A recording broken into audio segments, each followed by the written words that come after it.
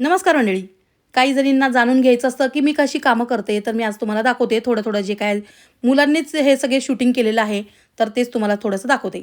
तर मी बाहेर गॅलरीमध्ये भरपूर कडकडीत ऊन आहे. त्या उन्हामध्येच मी आता हे मसाले भाजायला घेतलेत. त्याच्या आधी हे मसाले सुकायला होते आणि ते चांगले कडकडीत सुकलेत आणि ते गरम-गरम असतानाच मी ते भाजून घेते, जेणेकरून मला जास्त भाजावे लागणार नाहीत.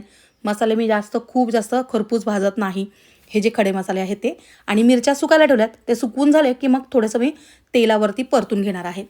आणि मुलं आहेत ते बाहेर मिरच्या सुकवतात. माझ्या इथे भरपूर मोठी जागा आहे, त्याच्यामुळे मिरच्या मी एका वेळेला 2-2 बॅच सुकायला टाकू शकते.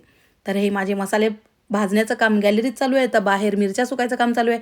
तर आतमध्ये घरामध्ये लाडू बांधायचं सुद्धा ताई काम करतायत आणि परत मुलांचं काय आहे, थोडंसं बाहेर जाऊन आले, की आतमध्ये मुलं पूर्व आहे ती मेसेज उचलते, प्रथमेश आहे तो पॅकिंग करतोय त्याच्या पप्पांसोबत.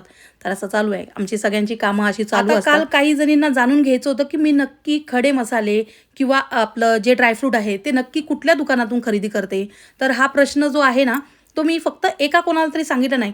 माझ्या घराजवळ जे कोणी राहील तर त्याला मी सांगेल समजा बाबा या दुकानातून तुम्ही घ्या. पण जे कोल्हापुरातून पुण्यातून जे कॉल करतात त्यांना मी काय सांगणार? मग त्यांना मी त्या हिशोबाने सांगितलं, की बाबा असं दुकान निवडा. आणि तुम्हाला जर का जाणूनच घ्यायचं आहे, मुंबईमध्ये कुठून घ्यायचं, तर वाशी मार्केट आहे मी तिकडून घेते किंवा कल्याण मार्केट आहे मी तिथून घेते.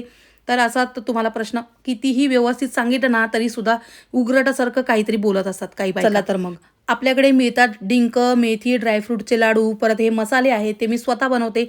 माझ्याकडे 5 ते 6 प्रकारचे मसाले मिळतात, जसं की कांदा, खोबरं, लसूण मसाला, कोल्हापुरी स्पेशल मसाला मिळतो, परत काळा मसाला मिळतो, गरम मसाले, काश्मीरी लाल मिरची उत्तम दर्जाची माझ्याकडे मिळते आणि हे जे लाडू आहेत ते डिंक, मेथी, ड्रायफ्रूट असे लाडू मिळतात. तर हे बघा आपल्याकडे मेथीचे लाडू मिळतात आणि हे सगळं मी शुद्ध देशी गाईच्या तुपात करते आणि ते तूप मी माझ्याकडे सेल करायला सुद्धा असतं. अगदी शुद्ध देशी गाईचं तूप आहे आणि हे ड्रायफ्रूटचे लाडू. तुम्हाला हे सगळं मागवायचं असेल तर वर स्क्रीनवर नंबर दिलेला